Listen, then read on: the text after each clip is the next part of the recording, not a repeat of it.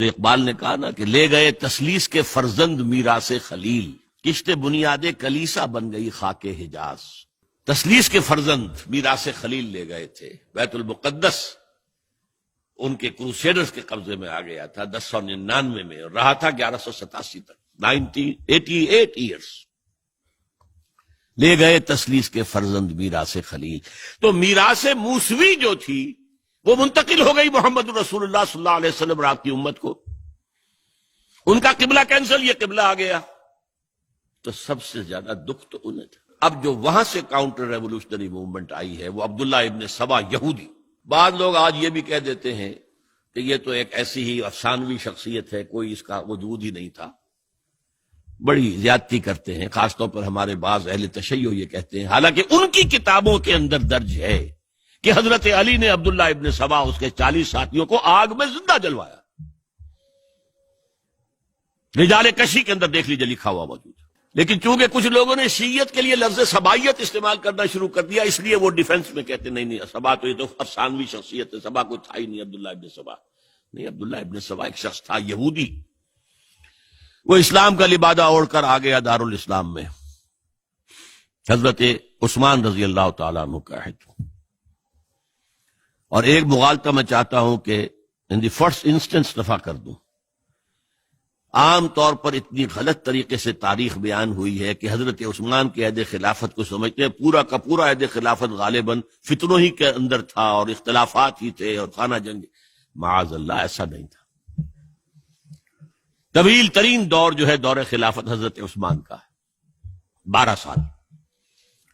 حضرت ابوبکر کے 2.5 سال، حضرت عمر کے 10 سال، دونوں کو جمع کریں گے تو عثمان کا، اور اس میں 10 سال بالکل اسی شان کے ہیں جو حضرت عمر کے خلافت کے شان، کوئی اختلاف نہیں۔ اور فتوحات کا دائرہ بڑھتا چلا جا رہا ہے، تھمتا نہ تھا کسی سے سیل رواں ہمارا۔ اس کے آخری ایام میں یہ شخص آیا اور اس نے ایک تو یہ کیا کہ پرانی جو قبائلی عصبیت تھی اس کو زندہ کیا۔ خلافت تو بنو ہاشم کا حق ہے، محمد ہاشمی تھے صلی اللہ علیہ وسلم۔ ہاؤ کم یہ ایک بنو امیہ کا شخص کیسے بیٹھا ہے؟ دیکھیے اس شخص نے کتنا انتظار کیا۔ حضرت ابوبکر بنو امیہ میں سے نہیں تھے، لہذا یہ فتنہ اس کے خلاف نہیں ہو سکتا تھا، کیونکہ چشمک جو تھی وہ بنو امیہ اور بنو ہاشم کی تھی، بڑی پرانی تھی۔ یہ بڑے برابر کے یہ دو کلینز جو تھے مد مقابل تھے ایک دوسرے کے، باقی چھوٹے قبیلے تھے، بنو تیم ہیں، بنو عدی ہیں، لیکن مقابلہ تھا بنو امیہ اور بنو ہاشم کا۔ حضرت ابوبکر بنو تیم میں سے، حضرت عمر بنو عدی میں سے، بنو امیہ میں سے حضرت عثمان۔ اب اس کو موقع ملا، اب آیا یہ اموی، یہ بن گیا۔ یہ سب غاصب ہیں، ابوبکر بھی، عمر بھی، عثمان بھی۔ خلافت پہلے دن سے علی کی ہے اور اس کو ملنی چاہیے۔ اس سے آگے بڑھ کر، اور علی تو خدا ہے، انکارنیٹ، گاڈ انکارنیٹ، یہ اس کا عقیدہ جس نے پھیلایا۔ یوں سمجھئے ایک شخص نے حضرت عیسیٰ کے دین کو زیرو کر دیا تھا۔ لوگ مانتے نہیں کہ ایک شخص اتنا کچھ کر سکتا ہے۔ یہودی اور سازشی ذہن، ان کی صلاحیت اور ذہانت۔ ایک شخص تھا پال، حضرت عیسیٰ کو خدا کا بیٹا بنانے والا، وہ توحید ختم، تسلیس آ گئی۔ شریعت کو ختم کرنے والا وہ حضرت عیسیٰ کہہ کر گئے تھے تم پر شریعت موسوی نافذ رہے گی، اس نے کہا نہیں، ایبروگیٹڈ، نو شریعہ۔ نمبر 3، حضرت عیسیٰ نے کہا تھا تمہیں تبلیغ کرنی ہے صرف یہودیوں تک۔ I have been sent only in search of the lost sheep of the house of Israel۔ میں صرف اسرائیل کے گھرانے کی کھوئی ہوئی بھیڑوں کی تلاش میں آیا ہوں، تمہیں باہر تبلیغ نہیں کرنی۔ اس نے تبلیغ کا دائرہ وسیع کیا۔ وہ دین مسیحیت ختم، وہ دین پولزم ہے جو چلا ہے اس کے بعد۔ سمجھ رہے اس بات کو؟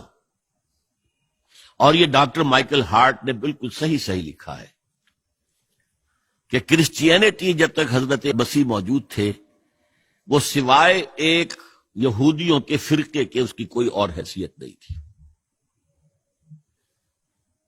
لیکن پال نے اسے ایک انڈیپینڈنٹ دین بنایا۔ ایک شخص کی کارروائی ہے یہ ساری، اور آج پوری دنیا، پوری عیسائی دنیا اسی پر ہے، تسلیس پر بھی، اور شریعت ختم، اور دعوت جو ہے کرتے پھر رہے ہیں پوری دنیا کے اندر۔ اسی طرح اس نے کیا، قبائلی عصبیت کو چھیڑا، اور حضرت علی کا مبالغہ کیا یہ خدا ہے، اوتار، گاڈ انکارنیٹ۔ تیسرا کام کیا کیا کہ حضرت عثمان رضی اللہ تعالی عنہ اور ان کے جو عاملین تھے، گورنر کوفے کا ہے، گورنر شام میں دمشق میں ہے، گورنر مصر میں ہے، ان کے خلاف پروپیگنڈا شروع کیا، یہ بیت المال میں خیانت کر رہے ہیں، یہ غبن کر رہے ہیں، یہ اپنے عزیزوں کو جو ہے پال رہے ہیں، ان کو دے رہے ہیں، وہ اقربا پروری کر رہے ہیں، اور یہ کر رہے ہیں، اور ٹیکنیک کیسی عجیب، کوفے میں کوفے کے گورنر کے خلاف بات نہیں کریں گے، دمشق اور مصر کے گورنر کے خلاف بات کریں گے۔ اب کہاں دنیا کے پاس ذرائع تھے کہ کوئی ویریفائی کرے بھئی یہ بات صحیح ہے کہ نہیں ہے، غلط ہے، نہ کوئی ذرائع رسل و رسائل ہیں، اور اگر آپ کوفے میں کھڑے ہو کر عثمان نے یہ کر دیا، عثمان نے یہ کر دیا، عثمان نے یہ کر دیا، یہ کر دیا، اب کون اس کو جو ہے اس کی تحقیق کر سکے گا؟ دمشق میں گئے ہیں تو دمشق کے گورنر کے خلاف کچھ نہیں، عثمان کے خلاف، اور کوفے کے گورنر کے خلاف، اور مصر کے گورنر کے خلاف۔ مصر میں گئے ہیں تو اس کے خلاف کچھ نہیں، دمشق اور کوفے کے گورنر کے خلاف اور عثمان کے خلاف، اور پھر ہر طرف سے بلوائیوں کو لا کر گھیراؤ کر لیا حضرت عثمان کے گھر کا۔ یہ تحریک ہے جو بہت زبردست کامیابی سے ہمکنار ہوئی۔ اب تمام صحابہ کہہ رہے ہیں حضرت عثمان سے کہ آپ ہمیں موقع دیں کہ ہم ان کا سر کچل دیں۔ آپ فرماتے ہیں نہیں، یہ مجھ پر الزام لگا رہے ہیں نا، میں وضاحت کرتا ہوں۔ اپنے گھر کی چھت کے اوپر کھڑے ہو کر آپ نے کہا دیکھو یہ میں نے نہیں کیا، یہ میں نے نہیں کیا، میرے یہ احسانات بھول گئے ہو۔ حضرت علی نے مسجد نبوی میں کھڑے ہو کر جتنے الزامات لگائے تھے ان سب کی طرف سے برات کا معاملہ کیا کہ جھوٹ کہہ رہے ہو تم، عثمان پر کوئی غلطی جو ہے، کوئی خیانت ثابت نہیں۔ لیکن جنگ کی اجازت حضرت عثمان نہیں دے رہے، یہ میرے خون کے پیاسے ہیں نا، جب تک قتل نہیں کر لیتے جرم کہاں ہے؟ جب قتل کر لیں گے تم قصاص دے لینا، لیکن میں کسی کلمہ گو کی جان نہیں لینا چاہتا، صرف اپنی جان کے تحفظ میں۔ یہ ہے عزیمت کا پہاڑ۔ لوگ کہتے ہیں کمزور تھے، جان بچانے کے لیے تو آدمی پتہ نہیں کیا کچھ کر بیٹھتا، اور طاقت ہو تو طاقت کو کیسے استعمال کرے گا۔ حضرت امیر معاویہ کی طرف سے پیغام پر پیغام آ رہے ہیں کہ آپ ہمیں اجازت دیں میں فوجیں بھیجوں اور ان کا قلع کما کر دیا جائے۔ حضرت عمرو بن العاص کا پیغام آ رہا ہے مصر سے، آپ ہمیں اجازت دیں۔ طلحہ، زبیر، علی اجازت مانگ رہے ہیں مدینے کے اندر، آپ اجازت دیں کہ ہم جنگ کریں ان سے۔ نہیں، آخر کار حضرت علی نے دونوں بیٹوں کو، حضرات حسنین، حضرت حسن، حضرت حسین، دروازے پر کھڑا کر دیا۔ پہرے دار حضرت عثمان کے، حضرت حسن، حضرت حسین کہ کوئی گھر میں داخل نہ ہونے پائے۔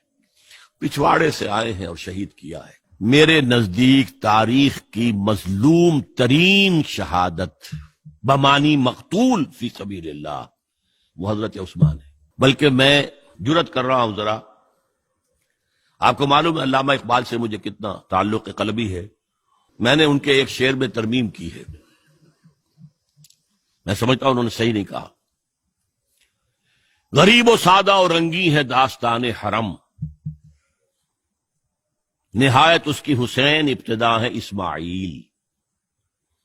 حضرت اسماعیل کو اللہ تعالیٰ کے حکم سے حضرت ابراہیم ذبح کر رہے تھے اور حضرت حسین ذبح کر دیے گئے، تو گویا کہ ابتدا جس کی ہوئی تھی حضرت اسماعیل سے، اس کی انتہا حسین پر ہوئی۔